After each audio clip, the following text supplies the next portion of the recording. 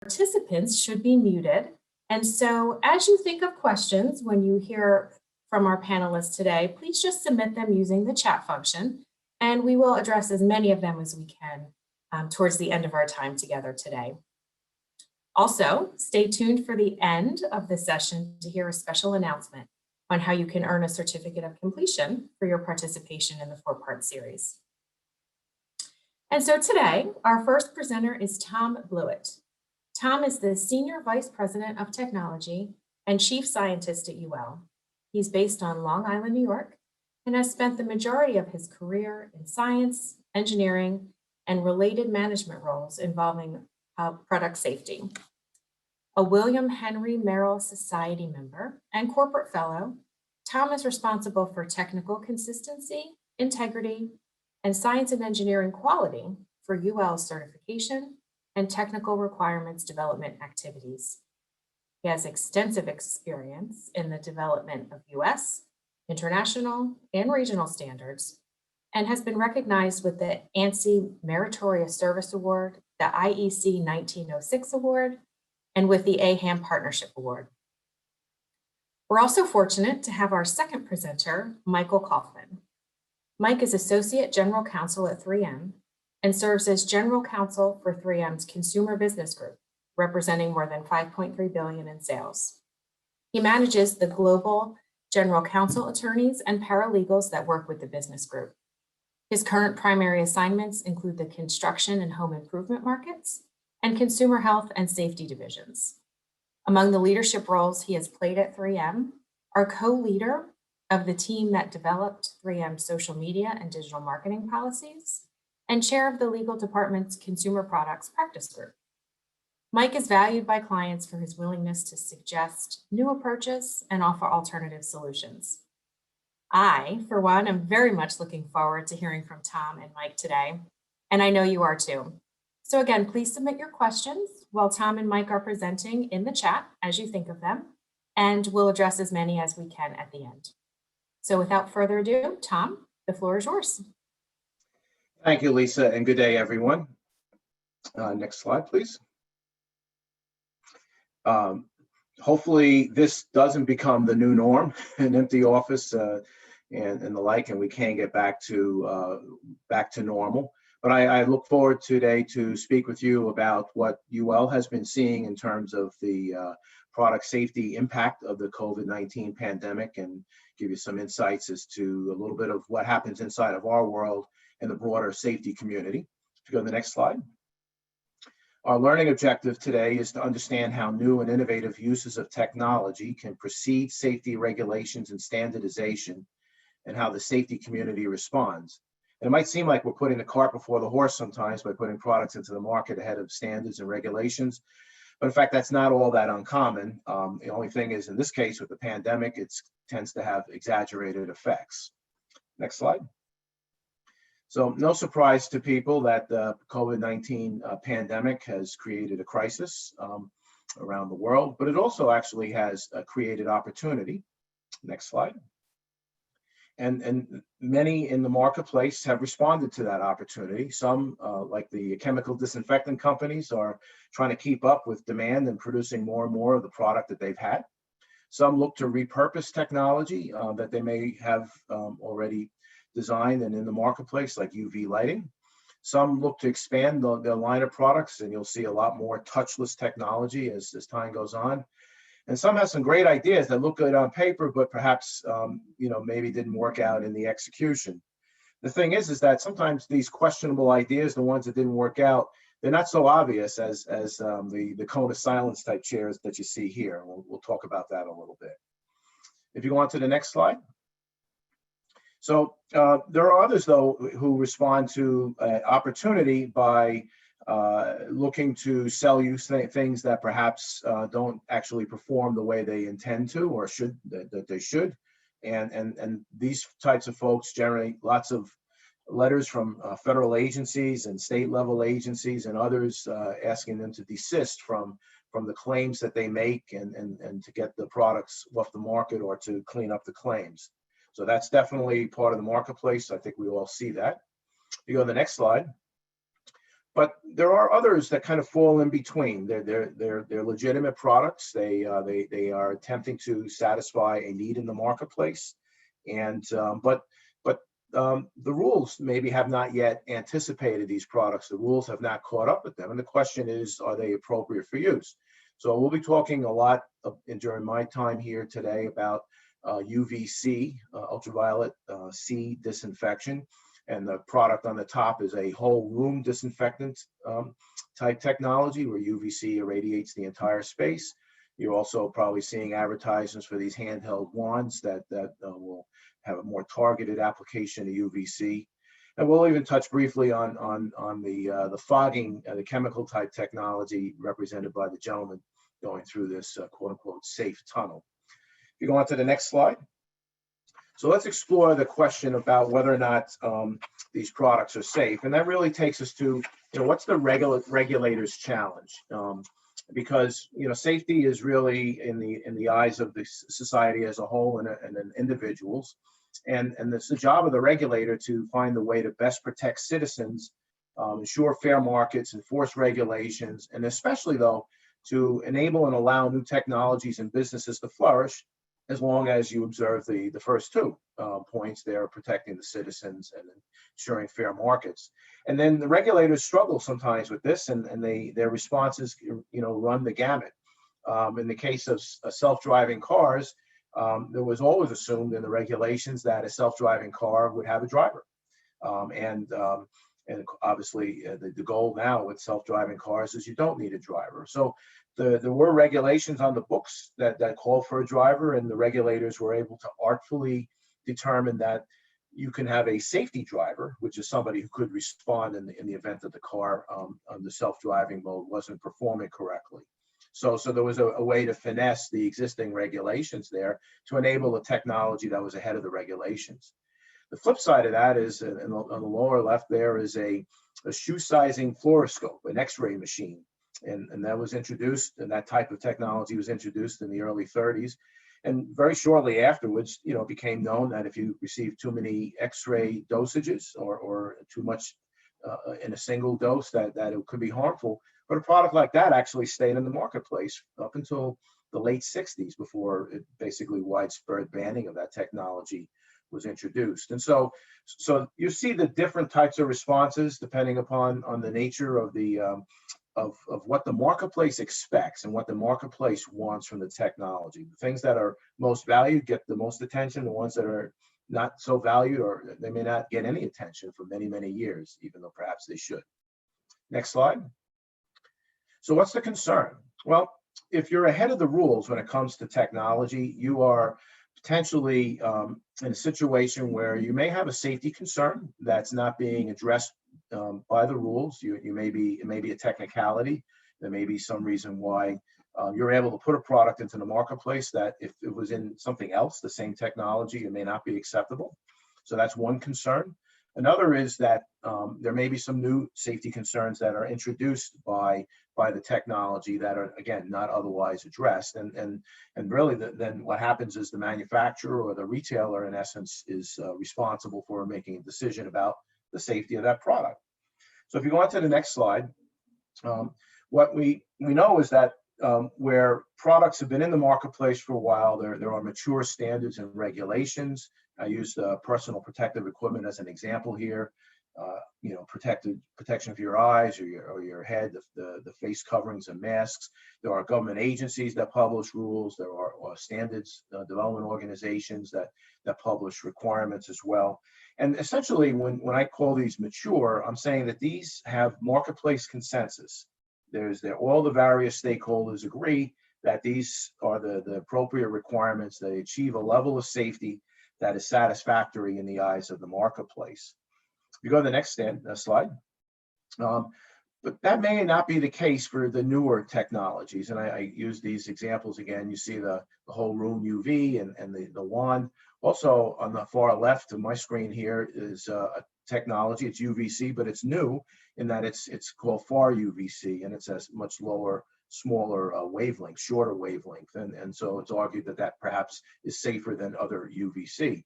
There are many product standards that are out there that address UV, but they don't specifically anticipate either these types of products or anticipate a far UVC situation.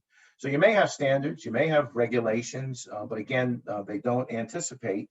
And then basically under those circumstances, what's happening is that consensus on what is acceptable risk in the marketplace, what is safety is evolving, and at the moment undecided yet.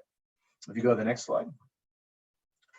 So how is consensus achieved in a safety consensus achieved within the broad safety community of which we're all a part of? Well, first it begins with understanding, what the technology is. In the case of UV, we all have heard of UV, and most typically you've heard of it in the context of a suntan or a sunburn, and UV coming from the sun, and UVA and UVB are the main contributors to suntans and sunburns. And UVC is also generated by the sun, but because of the atmosphere and the short wavelength of UVC, that UVC doesn't reach the surface. So we're not normally naturally exposed to UVC. So if you are potentially exposed to it, it's really then because it's from an artificial source, and UVC is typically used in germicidal applications. And the way it works is that it actually disrupts DNA. And so UVC is a technology that we're seeing a lot of products incorporating today. If you go to the next slide. And quite frankly, UVC it works. There is efficacy with UVC technology. It's widely used for treating air and water. But most of the experience, most of the knowledge has been around kind of the more traditional concerns, the inactivation of bacteria. I think it was originally introduced to help combat tuberculosis. But now it's being repurposed to look at some additional microorganisms, including COVID. And according to the U.S. Food and Drug Administration, the jury is still out on how effective UVC is for COVID, although if you can deliver the dose and consistently do so for the period of time necessary, it does inactivate corona type viruses and so forth. So there is an efficacy there. You go to the next slide. And what your question then really is, as you're in the safety community, you say, all right, the product works, we have a demand, we need something to do this inactivation of microorganisms. So now, can we do this? Is the value of achieving that disinfection, is it worth the safety risk? In the case of UVC, there are safety concerns, primarily not so much with your skin, but your eyes. You don't see the UV radiation, so you're not aware that you're being exposed to it, and the UVC gets fully absorbed in the cornea, and so you can actually have damage to your cornea, to your eye, and that damage can be temporary or it can persist. And so there is a safety concern. I won't get into all the pathology of that and the like, but if you go on the UL website, we have a nice document that goes into the details about UV disinfection technology, and it explains a little bit more about UV and UVC. So the question really is the value of the UVC technology that's being introduced, is it worth the risk? So when in the safety community, if you go to the next slide, this is our challenge, right? So we need to determine what's safe. And safety is defined, generally defined as freedom from unacceptable risk. So you want to go from unacceptable risk to a region of tolerable risk. That green judgment crescent in the middle there represents the content of regulations and standards, that which allows to move from unacceptable to tolerable risk. If you go to the next slide, there's more sophistication, obviously, than just that diagram, and there's an IEC Guide 116 that talks about risk assessment for standards developers. And essentially, any product that poses a risk, there are strategies to reduce that risk to a tolerable level. The first you have to categorize what is that risk, and if you see this kind of black vertical bar, a series of bars in the center, You see the risk, the magnitude of the risk is widest at the top there. So the risk is there. And then there may be some inherent design measures used by a manufacturer to start to reduce that risk. And then they may actually go further and add protection, interlocks or enclosures and reduce it further. And of course, there's instructions and warnings and the like to users to reduce it even further. The goal is actually to reduce the risk from perhaps where it initially starts down to a residual risk that's considered to be a tolerable risk, tolerable in the eyes of society. In some cases, it's possible to rely further on additional risk mitigation, perhaps provided by employers and in workplaces, factory floors, and other such things. Generally speaking, we try not to, with consumer products, to rely on external factors or to assume that there's a high degree of education or training around some of the risks. Obviously, if you touch a hot stove, we all learn that when we're young. So there's certain assumptions about one's education and training, but they're not usually very extensive when it comes to consumer products. So talk a little bit more about that if you go to the next slide. And one of the consequences really then of when products are ahead of the rules is actually what happens is that the burden, the safety burden actually shifts more to users to achieve a tolerable risk. So I illustrate that on the left where you see again the risk, the magnitude of the risk is what it is. The manufacturer, perhaps because it's new, they don't fully appreciate the hazards, or they don't know the regulations or what have you. Perhaps they're unable to sufficiently mitigate the risk as they might have in a more mature situation where there's standards and regulations. Also, the education of the consumers may not be sufficient to fully appreciate the new technology, the new risk. Everybody's excited to use the product. They may not think about what the consequences are. And so the question really is then, when you bring these new products to the market, has there been sufficient attention to tolerable risk? And I've got two examples here. The first one is a message that was on a vendor's website for a wand type UVC device. And you had to really search on that website. I think I went through 4 or 5 screens before I found a warning. And they do tell you about the hazard of UVC. If you actually saw it, you could buy the product without seeing the warning, but they don't even talk about the potential for the damage or injury to your eyes. So that perhaps is not sufficient information for someone to make an informed judgment on the use of that product. The second example is one of these whole room types. And here they actually, they have a protective measure, a 30-second timer. They talk about the hazard. If you look down at the bottom, they tell you how dangerous, harmful to your health the UVC is. But then they go and they say it can be used in the home and in schools and such locations. And that's not my typos. That's how the website is written.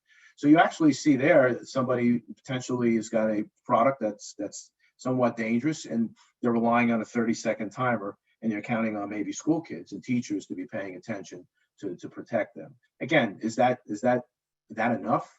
Well, right now in the marketplace, there are manufacturers that are making that determination.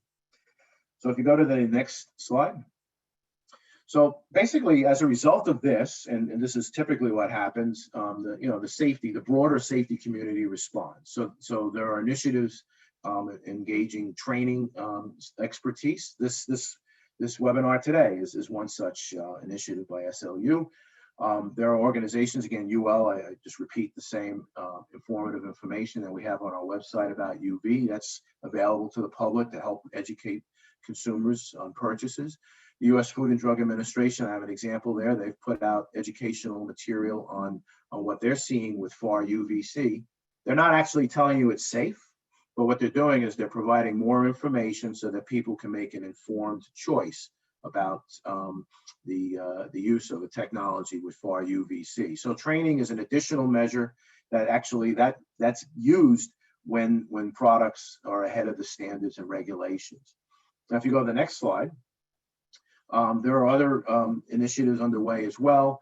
Employers may, through the way in which the workplace is instructions and manuals and other types of things that are in place, they may exercise engineering and administrative controls, and they may write those manuals with additional means to safeguard you. There may be supervision. There may be rules that you have to be qualified in some way in order to be exposed to some risks. So there's those types of steps. There's the use of personal protective equipment that is also another response. And I'm including employers, the equipment producers, and a whole host of others. We're all part of the safety community, right? So that these folks contribute as well when the products themselves don't necessarily assure that you're achieving a safety level that you might need. So if you go to the next slide.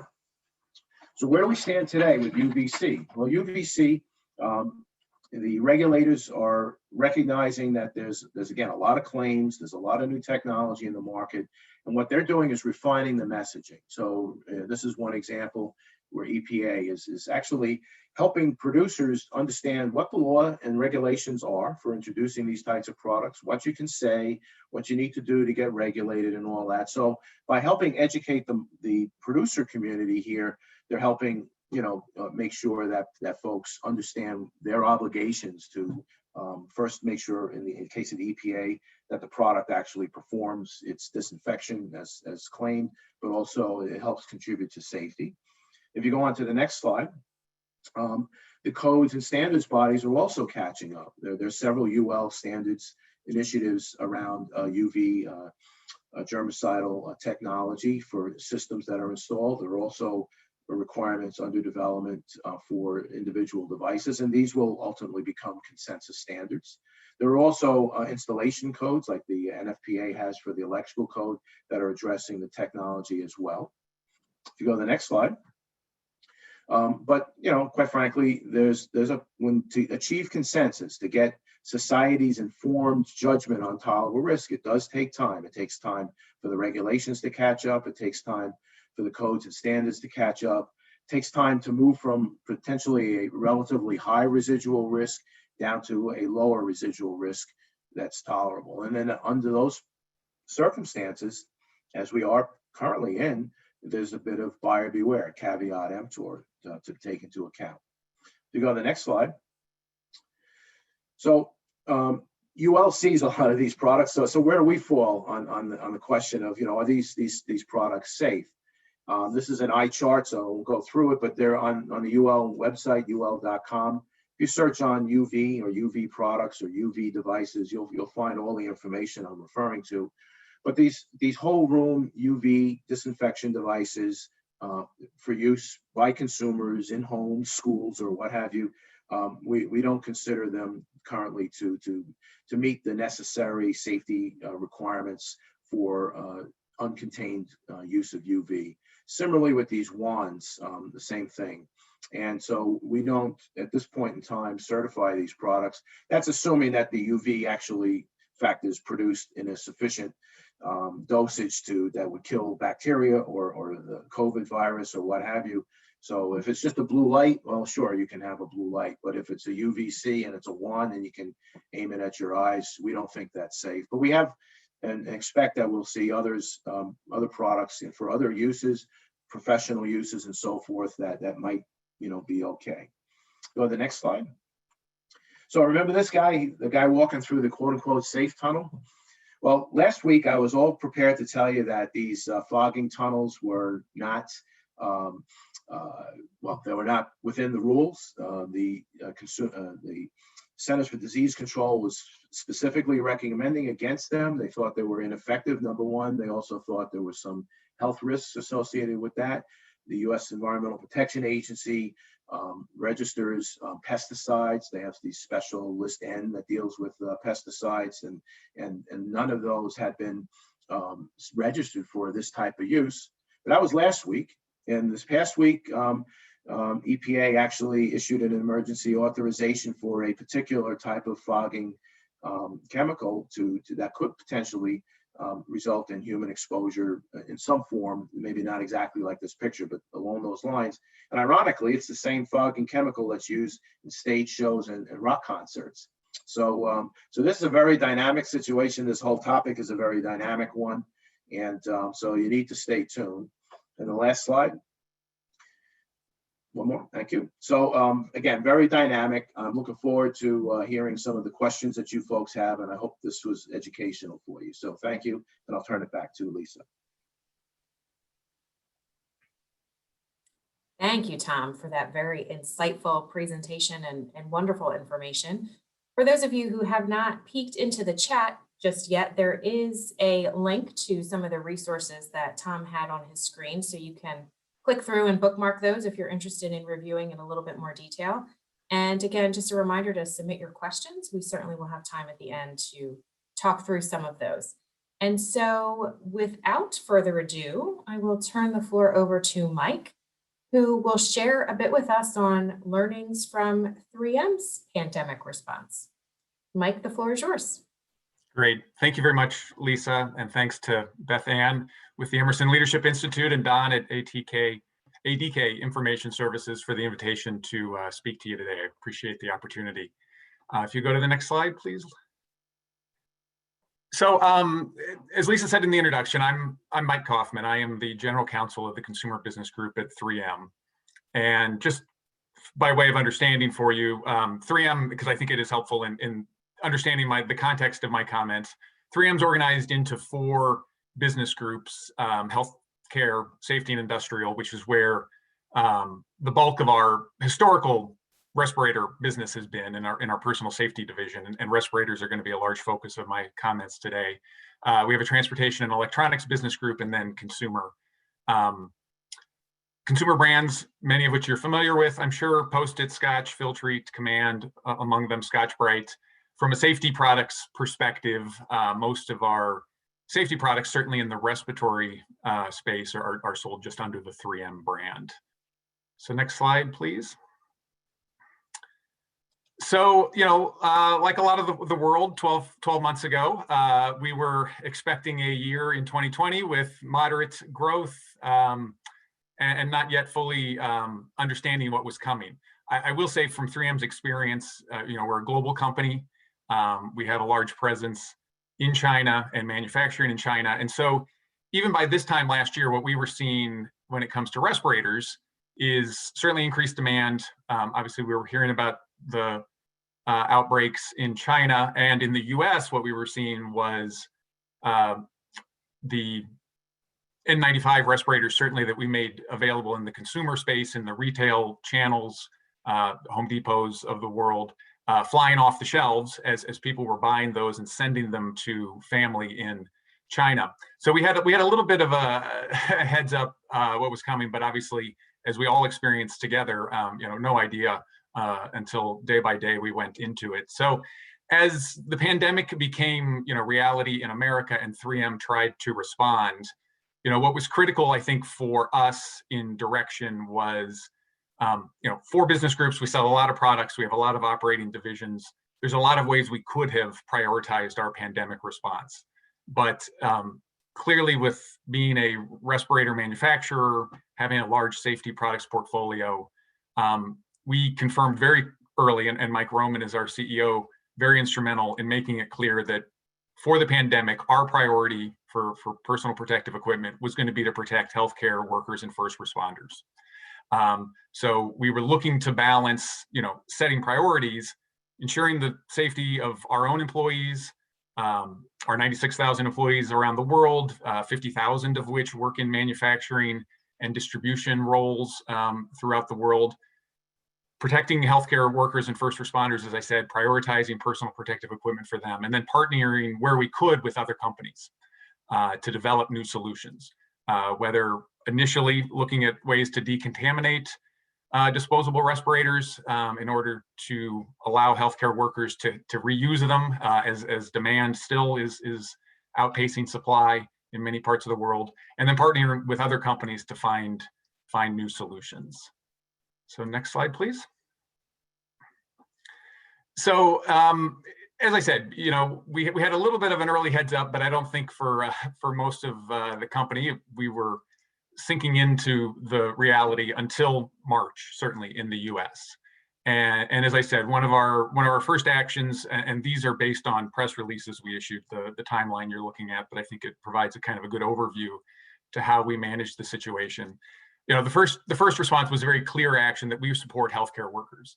We actually, at this time, were getting a lot of negative publicity. People, social media, some very prominent people on social media would find a picture of a 3M respirator on a store shelf and say, tweet that, post that, send that around the world.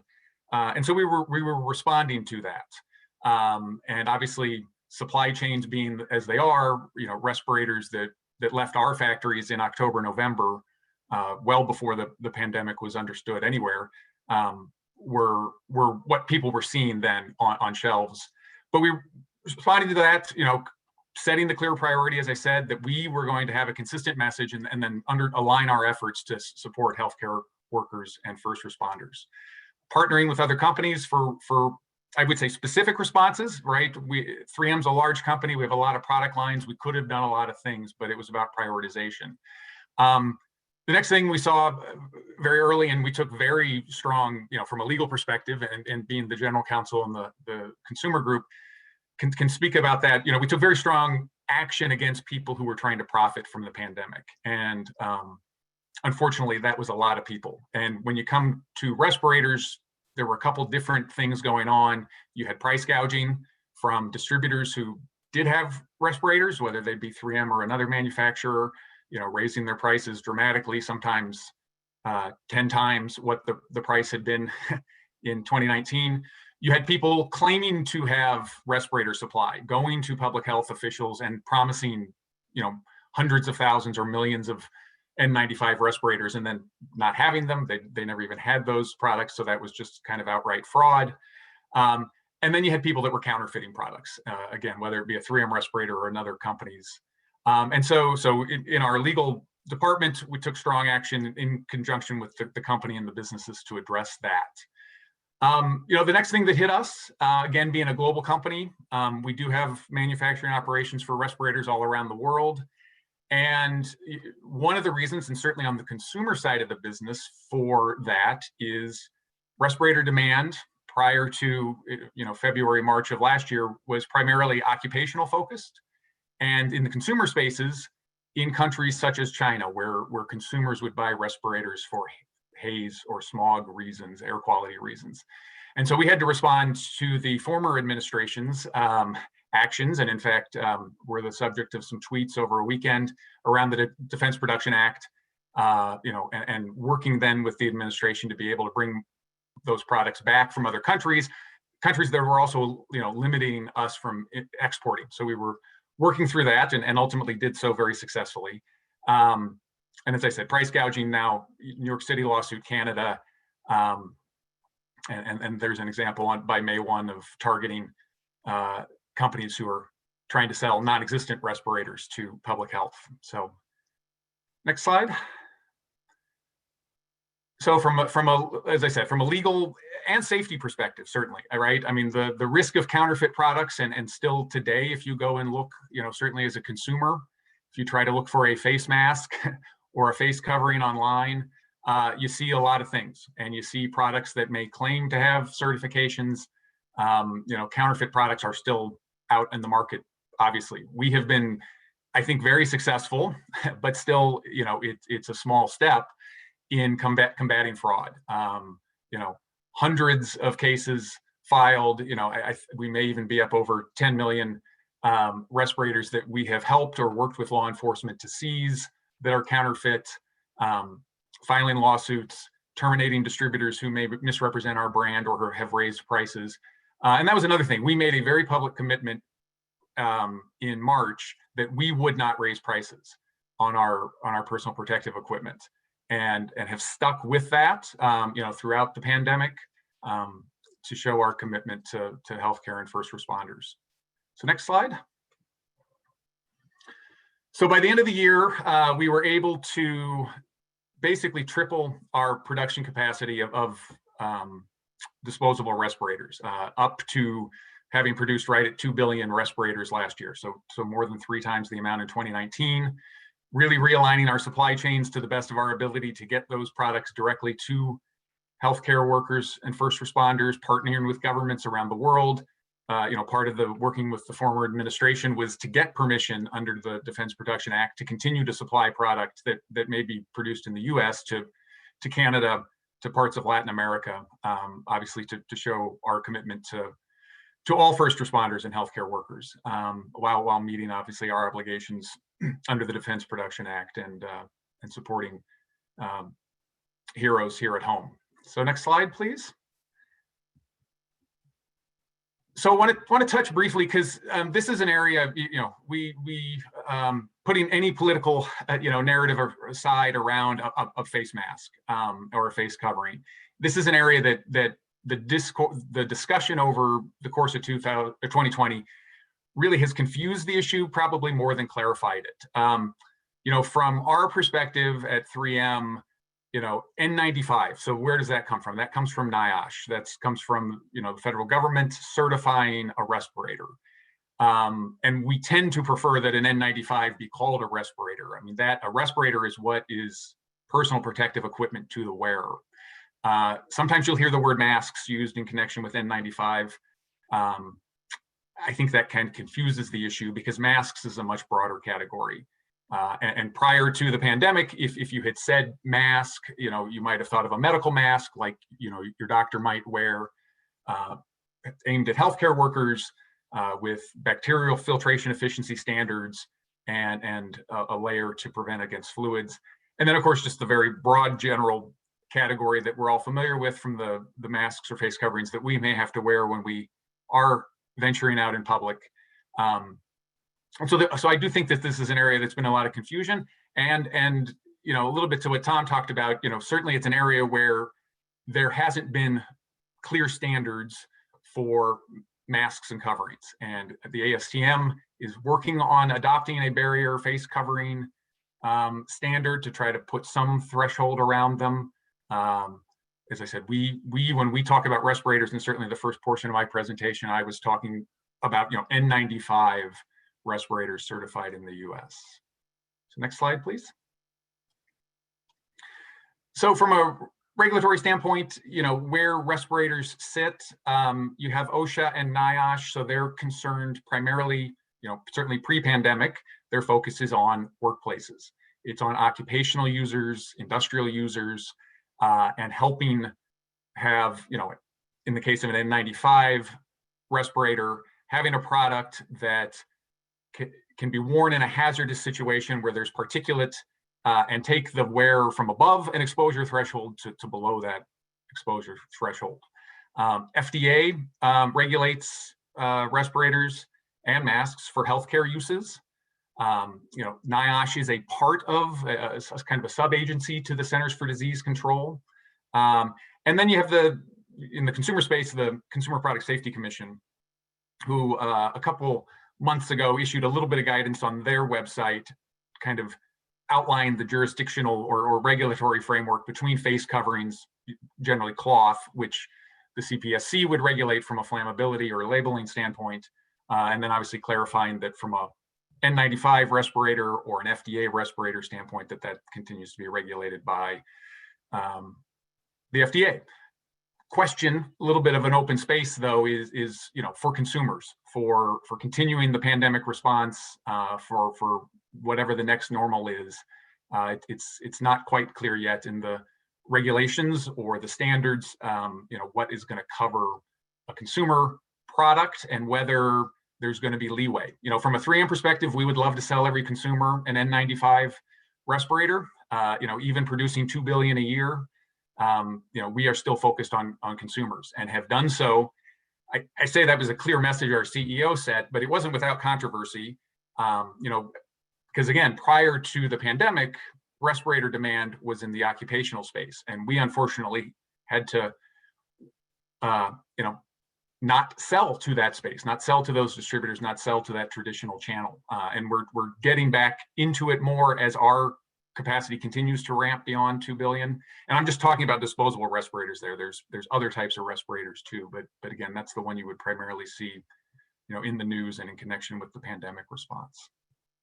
So next slide, please. Quickly, kind of, why is a respirator important? It is the product that protects the wearer, right? So it is the product that should be tight fitting, should form a proper seal to the face, and under that N95 designation is going to filter 95% or up of particulate hazard. So enough air passes through the fibers, but the particles do not, that you're trying to capture. And you often may have an electrostatic or other charge on the fibers to help trap those particles in the respirator, prevent it from going through. And then obviously also wanting to make sure that there's no passage of particles back out as the wearer exhales. So, respirator provides protection in both directions. A mask is primarily a source control device to keep the wearer from expelling particles. But when you are wearing a mask, obviously there's often large gaps around it, even though you don't see gaps in the fabric. If you've made homemade fabric masks, still very large gaps compared to what a respirator would provide. And then there's different standards around the world, often similar to N95, but can differ by country. So next slide, please.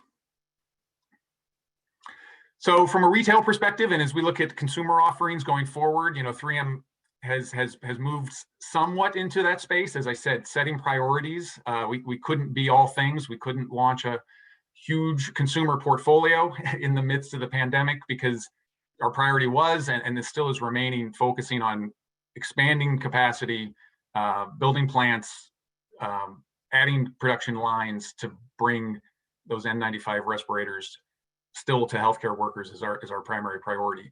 But in the retail space, in the consumer space, you're trying to balance a couple things. The fit and seal, as I said, that's important for filtration, compliance if you're on a job or an OSHA regulated site. But on the consumer side, you're more potentially concerned about comfort. The person needs to want to wear it. It needs to be convenient, and it needs to have some design elements that make it, attractive or makes the wearer comfortable to wear it. Next slide. We have engaged in consumer education this year through a variety of means. Here's just one example, off our website. We have videos and other things trying to educate the public and consumers, any user really around masks. In this case, the content I chose is around the proper fitting of respirators, because again, that is the key for a respirator. It needs to fit securely. It needs to form a seal. Otherwise, there's going to be exposure around the filtration media. Next slide. And I included this because we have, in the consumer space, we have other products that are pandemic response products. We have cleaning products. We launched some new cleaning products, under EPA registrations this past year to support the pandemic, fill a need in the retail market space. Certainly Filtrete, if you're familiar with that brand, that's our furnace filter brand, and we have room air purifiers. We have tried to stay away from maybe what might be the natural inclination to lean in too far and claim, hey, look, we're filtering air in your room, we're providing you a specific benefit. Obviously, we would need to substantiate those claims, but that's also not necessarily authentic to what we're trying to do. So the Filtrete brand for us has participated in pandemic awareness and messaging around respirators and masks. It's talked about tips to make your home more comfortable, but we have stayed away from trying to, I would say, capitalize on the pandemic by coming out with a message that wouldn't be necessarily accurate and wouldn't be consistent with our brand. Next slide, please. And so I thought I would just add a couple kind of pandemic response, crisis management as the theme of this presentation, lessons that I was reminded of, or certainly had reinforced or learned in this past year. And I start with take care of your people. Sometimes businesses may put that at the bottom of the list and say, of course, we're always taking care of your people. That's really been important, and for 3M, that was a primary metric. That was a priority from the beginning. We're going to protect healthcare workers and first responders with respirators and PPE, and we're going to protect our employees. I continue to work from home, obviously, up here in Minnesota, but I'm thankful for all those employees who continue to manufacture and distribute our products, safely, and a lot of effort there. Also avoiding burnout, very important, as I'm sure a lot of you understand. It's been a challenging year and continues so for many people.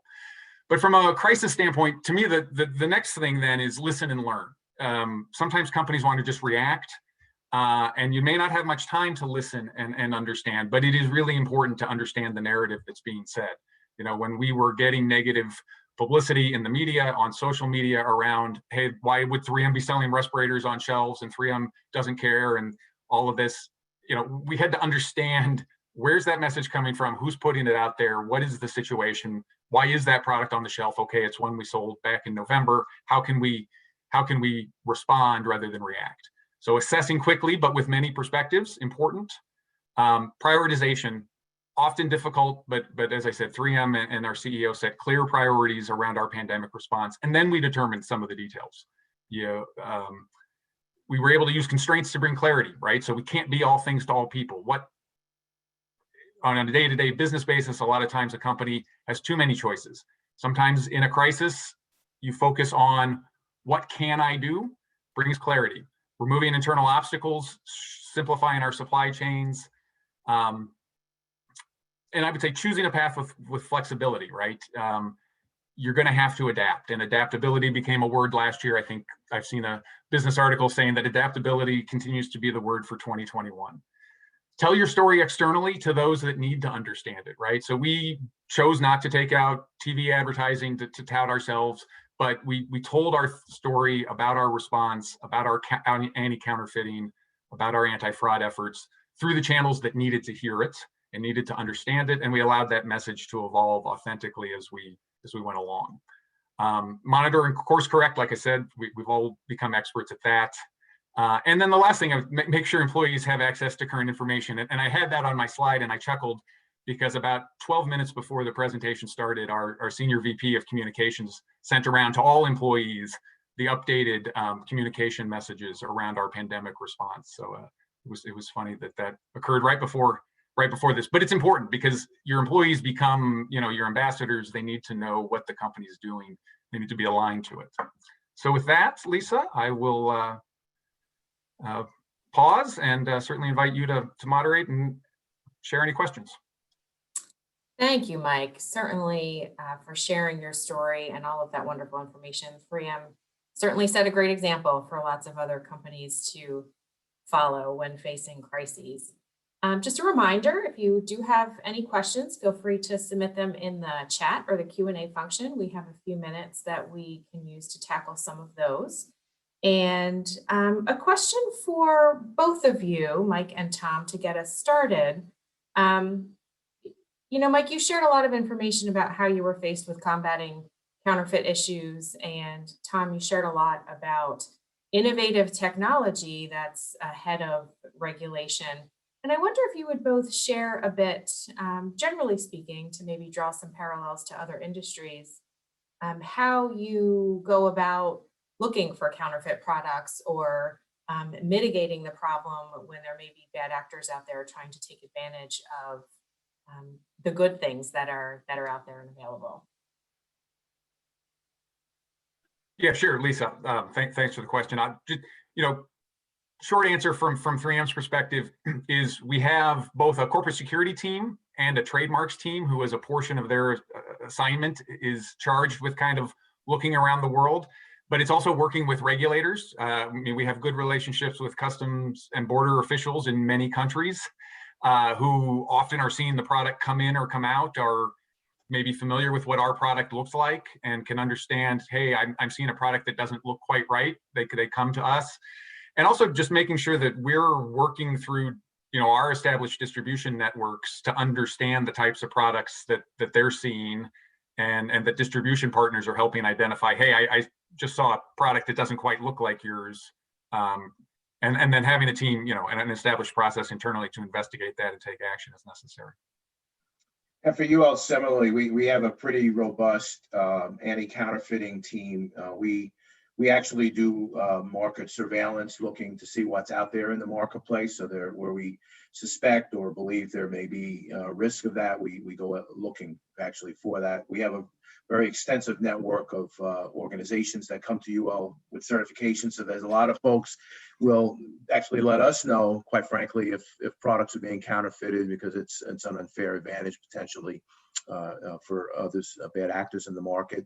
And similarly, we also very extensively then run these identified situations to the ground to see what's actually happening. And we've been partnering with in the U.S. with Customs and Border Patrol and then Canada with the Royal Canadian Mounted Police and other, police agencies around the world. And where we do find that there's counterfeiting, our teams have been involved in as helping identify whether or not these are counterfeit products, and then even in contributing to ultimately the seizure and destruction of those products by the policing authorities when they're confirmed to be counterfeit. So very important and robust activity at UL as well. Excellent. Thank you both for that. Another important question that you both can answer as well, maybe we'll start with Tom this time, is how someone can get involved or start to engage with a standard development organization. How do you find it? How do you know which one's right for your particular organization? And what's the benefit of doing that? Yeah, and thank you for that question. It's a really important one, because as a UL being a standards development organization, one of the challenges we have is to get sufficient voice of the consumer and the broader safety community. We hear a lot from producers of products and so forth, but we're looking really for the broadest points of view that are out there. And so in the case of UL, one thing, you choose your area that you're interested in. So if you're interested in UVC, there's lighting products that have standards associated with that are under development. So you would go to the UL website, you would search on standards, and there's a pretty good information out there as to how you may be able to join a committee or to participate directly in that activity, or to kind of keep track of what's happening and get updates and so forth, so that you can be informed on the subject as well.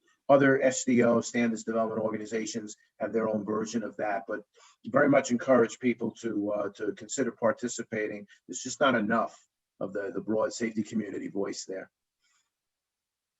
Yeah, I agree. Thank you for that, Tom. Mm-hmm. A specific question, Mike, for you from one of our participants. We're seeing a trend in Europe with countries mandating FFP2 respirators for the general public, and wondering if 3M has any insight if regulators in the US are considering this approach, and if so, could the supply chain feeding the US support that initiative? Yeah, so I will say just preemptively, because I'm an attorney and I have to disclaim things, not directly involved with the discussions between 3M and the new administration, although they are ongoing, along with other manufacturers, obviously.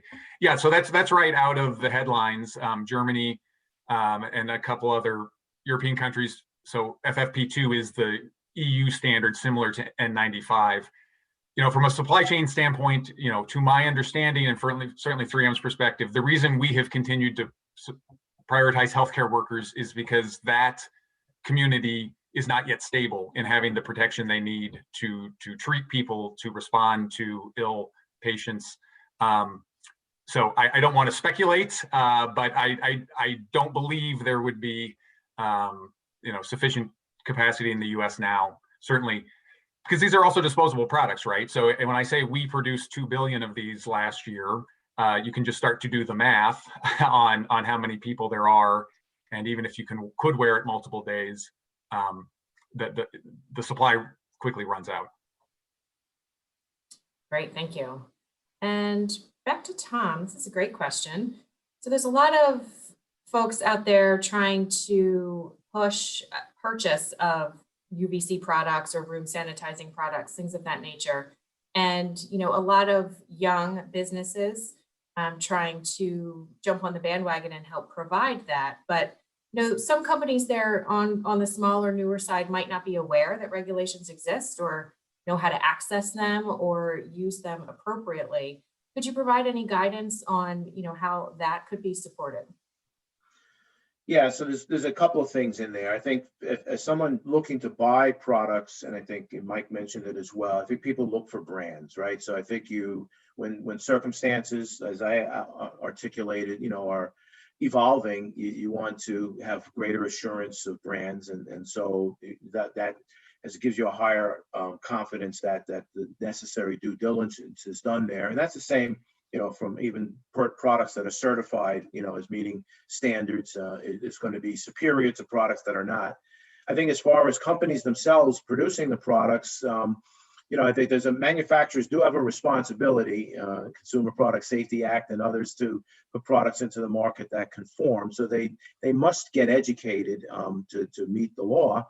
And so organizations like UL and others can help them with that type of knowledge. That's why in part why we've put all this information out pretty extensively on UVC, to help educate not only the consumers, but the producers and the retailers and the like. So they should avail themselves of the information that, quite frankly, is pretty extensively available now. Great, thank you. Well, we are back at the top of the hour. This probably Q&A could go on for quite some time, and it's been extremely valuable information. So I will start to wrap up just so I can be mindful of everyone's time here. And just a quick reminder for those of you who may not have registered for all 3 of the remaining sessions of this initial series, you can still do so. And I have dropped the registration link in the chat. And feel free to share with your colleagues as well. I know this has been incredibly valuable information today. And if you know someone who would benefit, please feel free to share. As well, I mentioned at the top of our session today, there is an opportunity to achieve a certificate of completion for participating in all 4 of these sessions. And the product safety folks will be sending an email out later in the series with information about how you can take advantage of that. So we have heard some great information today from Tom and Mike. Thank you both so much for sharing your stories and your expertise. I know I learned a lot. I'm certain our participants did as well. There's been some great key takeaways. And so we hope to see you again next Thursday for the 2nd webinar, same time, same place. And again, check that link to register if you've not already done so. And thanks again for your time and your participation today. Have a wonderful day. We'll see you next week.